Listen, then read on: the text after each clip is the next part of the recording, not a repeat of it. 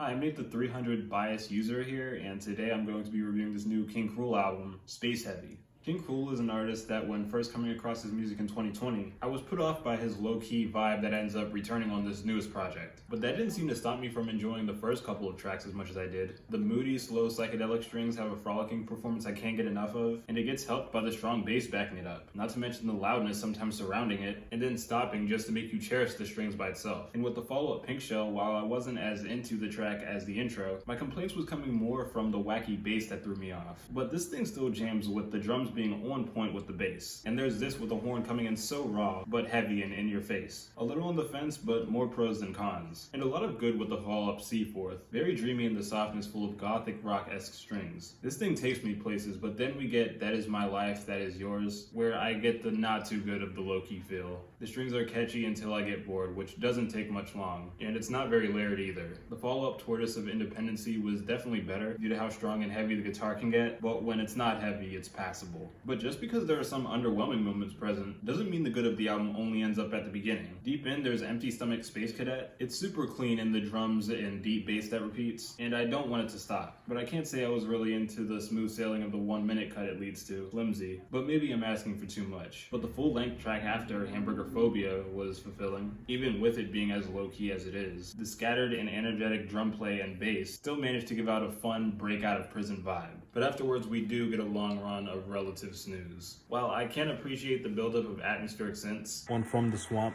not a very significant guitar riff in its post-punk field. Besides the rising sections in the middle of Our Vacuum, I was still wanting more out of the guitars in a track with no rhythm. I would take When Vanishing as more of a meditative passage with its soft orchestral instrumentation, but I don't see myself coming back to it for any other reason. But we get another track I really like, while not being the close of the second to last, If Only It Was Warmth, where I was engaged with Archie's separate vocals of him repeating the words "You're running out of space for your mistakes" in a brighter than the rest of the track feel. And the strings hit in a low-key way, but the longer it lasts, the more cartoonish they sound, which was playful. So I'm happy to say I found there to be more highs on Space Heavy compared to King Krule's previous, but it still has chill heavy with not much else moments I can't get into, but it's still listenable for the most part. Besides, at worst, That Is My Life, That Is Yours. But yeah, I'll give this album a 6.3.